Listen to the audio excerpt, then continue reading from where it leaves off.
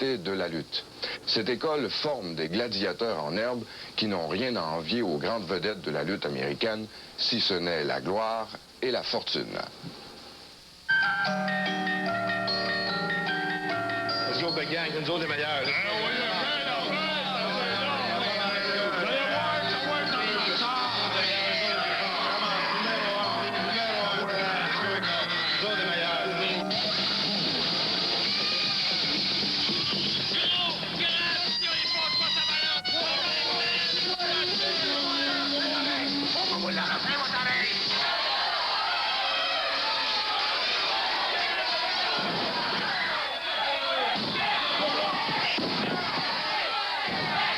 Soyez la bienvenue à l'école de lutte de Drummondville.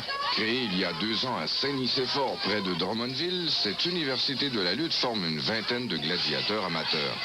2 fois par mois, un promoteur associé à l'école organise des combats. C'est l'occasion pour ces lutteurs en herbe d'exhiber leurs prouesses devant des spectateurs. L'école de lutte de Drummondville regroupe des mordus de la lutte. Richard Tessier, 32 ans, est dans la vie de tous les jours un camionneur. Il est marié et père de 2 enfants.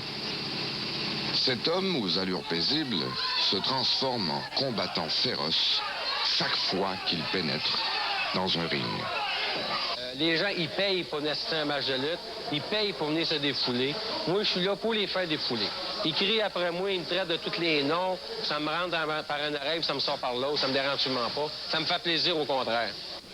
Pour répondre aux attentes du public, ces guerriers amateurs donnent toute la gomme.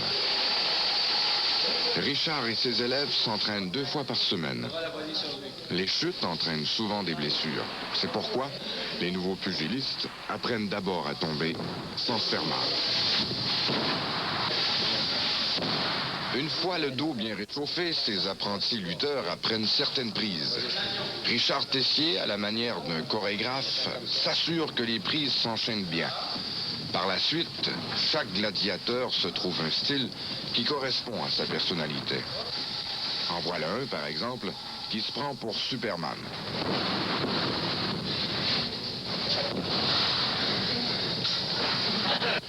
Le charme irrésistible de la lutte réside dans la multitude des styles.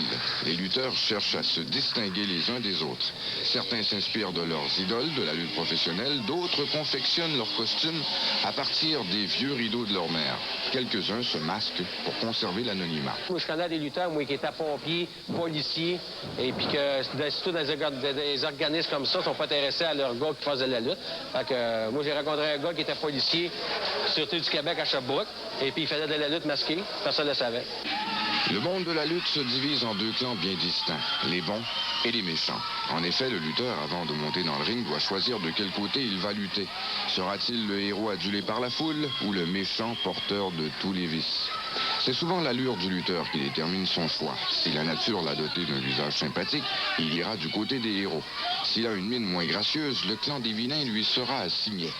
Richard a débuté sa carrière du côté des héros, mais il a dû en cours de route changer son fusil d'épaule. La réaction des gens sur mon bord, quand j'ai commencé à lutter contre des bons, la réaction des gens n'était pas favorable sur mon bord. Je ne sais pas pourquoi. On dirait que les gens accrochaient pas sur mon style de lutte.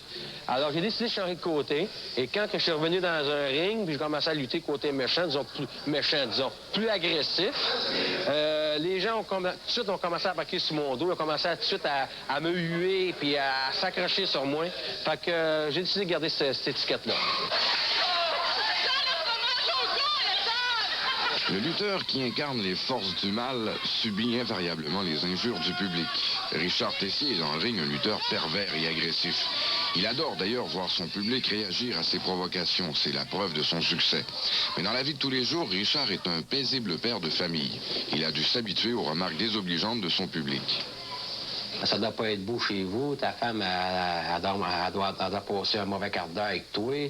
Mais ça me passe, moi, 10 pieds à la tête parce que dans la vie et dans le ring, c'est totalement différent. Moi, quand c'est que je joue un rôle dans le ring, je fais ce que j'ai à faire dans le ring.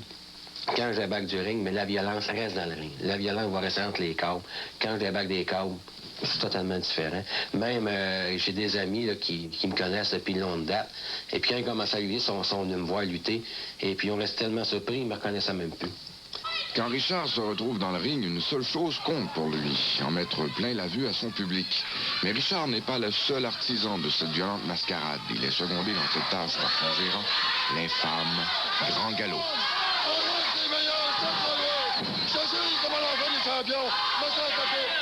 Le rôle que tient l'infâme Grand Galop consiste à monter la foule contre lui. Pour y arriver, tout est permis. Grand Galop est prêt à toutes les excentricités pour ne pas décevoir son public.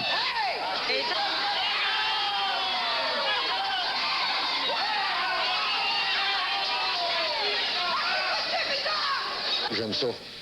J'aime ça, voir mon monde se lever. Fallait comme quand le monde me traite Grand Galop, j'étais un fifi. Oui, parce que je suis habillé en rose. J'embrasse mes lutteurs sur le bord du ring. Dans le ring quand j'embarque. Je m'en fous. Je m'en fous. J'aime ça me faire traiter de fifi. Même sur la rue, je me fais rencontrer, je me fais traiter de fifi, même dans ma vie personnelle. Ça me dérange pas du tout. Ça me fait un chaud au cœur.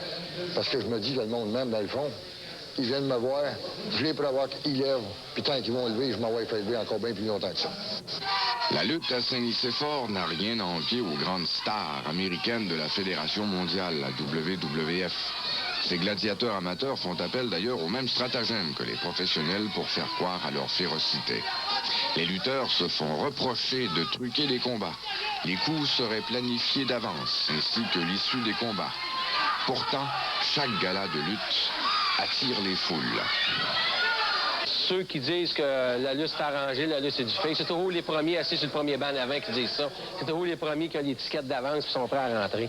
Moi, la lutte, c'est du fait. Écoutez, je vous compterai pas de mentir à tout casser. C'est sûr, écoutez, il y a du spectacle. C'est sûr qu'il y a du spectacle là-dedans.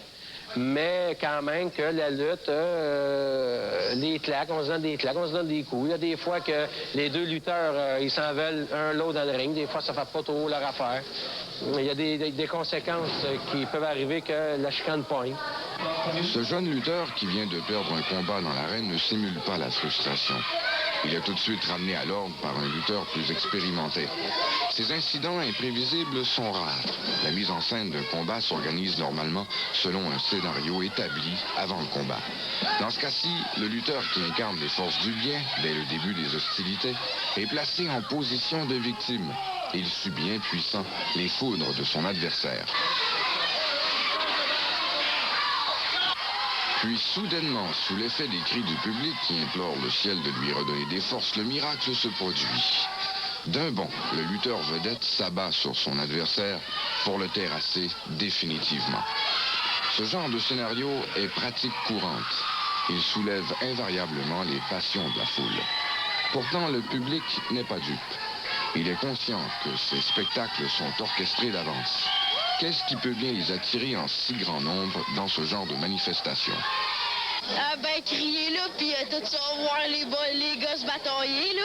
C'est le fun, parce que tu peux crier après le monde, là, tu peux gueuler après, tu te défoules. Regardez la beauté des lutteurs. Quand je regarde la lutte, là, ça me fait penser que quand je vois des grands, là, je veux faire de la lutte. Pour certains, la lutte à Drummondville représente un modèle, un idéal à atteindre. Pour d'autres, c'est un simple défoulement. Mais il arrive à l'occasion que le spectacle de ces gladiateurs provoque une véritable fièvre parmi ces inconditionnels de la lutte.